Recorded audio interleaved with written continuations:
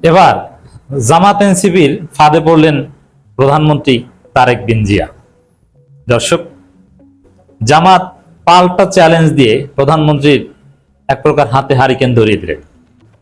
মাননীয় প্রধানমন্ত্রী চ্যালেঞ্জ দিয়েছেন বিরোধী দলের উদ্দেশ্যে, অথচ এই চ্যালেঞ্জে আগেই গ্রহণ করে তার টেবিলে প্রস্তাবনা জমা দেওয়া হয়েছে এটা তিনি জানেনই না। এটা গতকাল হাসনাত বলেছে, আজকে জামাত সংবাদ সম্মেলন করে বলে দিয়েছে। ডিটেইলস প্ল্যান জামাত সংবাদ সম্মেলনে উপস্থাপন করেছে।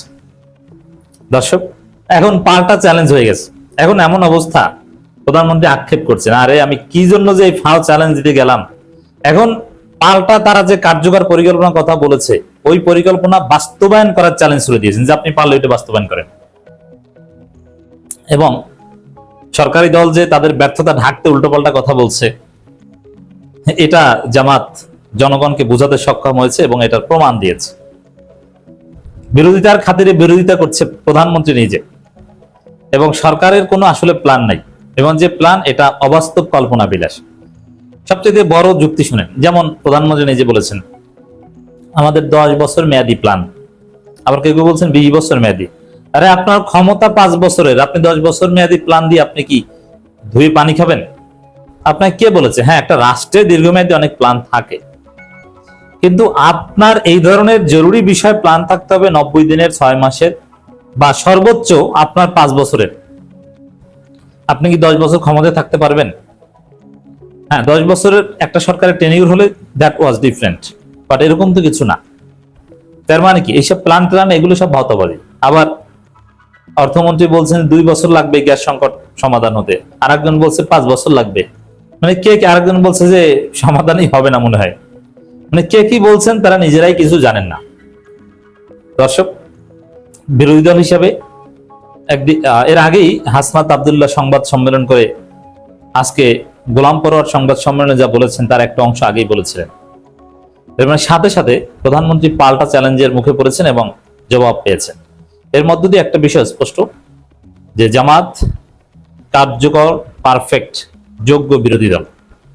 তারা দায়িত্বশীলতার সাথে বিরোধী দলের দায়িত্ব পালন করে যাচ্ছে।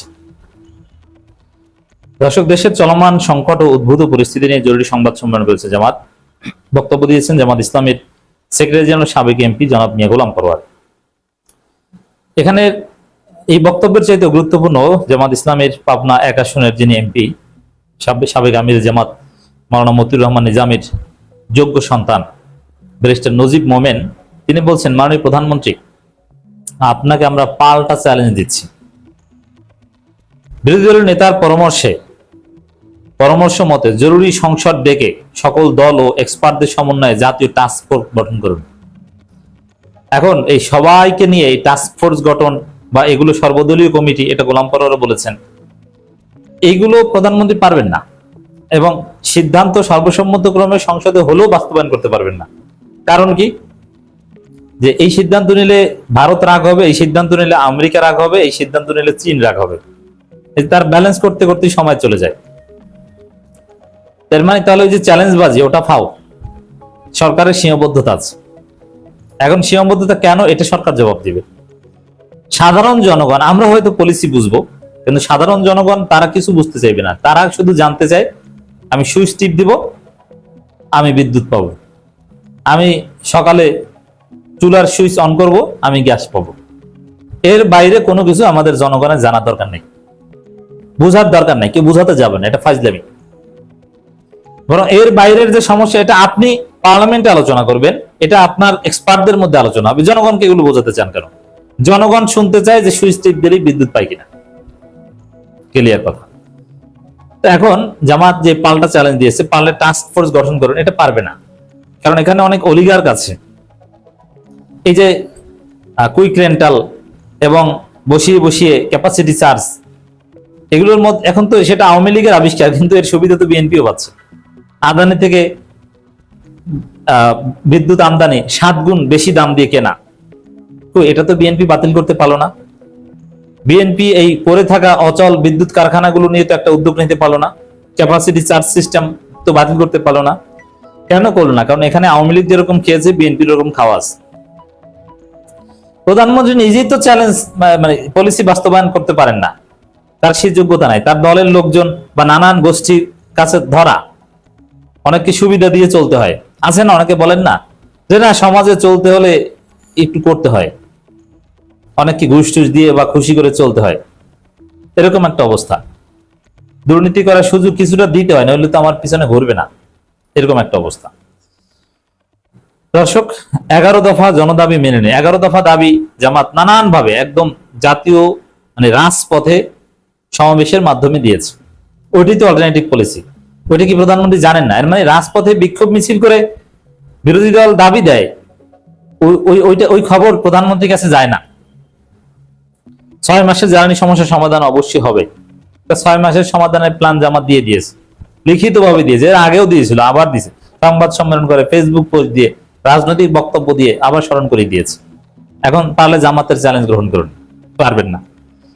দর্শক, সংবাদ সম্মেলনে মিয়া গোলাম পরোয়ার দীর্ঘ বক্তব্য দিয়েছেন, লিখিত বক্তব্য। সেখানে স্পষ্ট করে বলেছেন যে প্রধানমন্ত্রী 15 আগস্ট দেশে চলমান বিদ্যুৎ জ্বালানি সংকট প্রসঙ্গে বিরোধী দলগুলোর কাছে একটি কার্যকর পরিকল্পনা চেয়েছেন।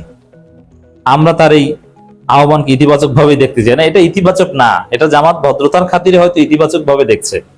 আর কার্যকর পরিকল্পনা প্ল্যান ওটা আসলে বাস্তবায়নের উদ্দেশ্যে চান নাই, ওটা রাজনৈতিক বক্তব্য দিতে যে কথার কথা বলেছেন। কিন্তু প্রধানমন্ত্রীর পক্ষ থেকে, প্রধানমন্ত্রীর মুখ থেকে এরকম কথার কথা, অপ্রয়োজনীয় কথা, এটা আমরা শুনতে চাই না। তো দর্শক, জামাত এটাকে ইতিবাচক ভাবে দেখছে, কারণ জামাত পলিসি ভিত্তিক রাজনীতি শুরু করেছে, এক্সপার্টদের নিয়ে রাজনীতি শুরু করেছে। এই জন্য জামাতের সক্ষমতা আছে বলেই প্রধানমন্ত্রীর বক্তব্যকে ইতিবাচক ভাবে নিয়ে, বরং প্রধানমন্ত্রী নেতিবাচক ভাবে বিরোধী দলকে খোঁচা দিতে, যে বিরোধী দলকে পচাতে যে এটা বলেছেন।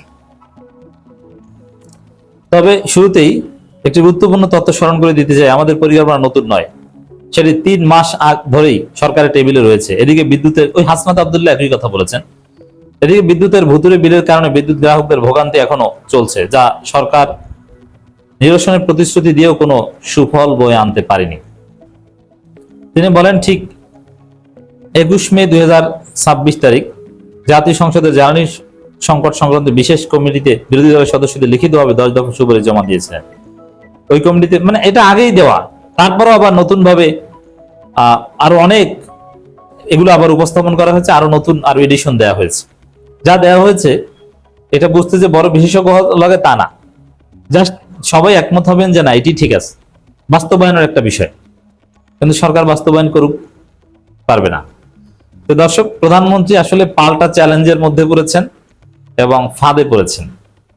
এখন আক্ষেপ করছেন যে কি জন্য যে জামাতকে, এনসিপি কে চ্যালেঞ্জ দিতে গেলাম, এখন তো আমি বেকায়দায় পড়লাম।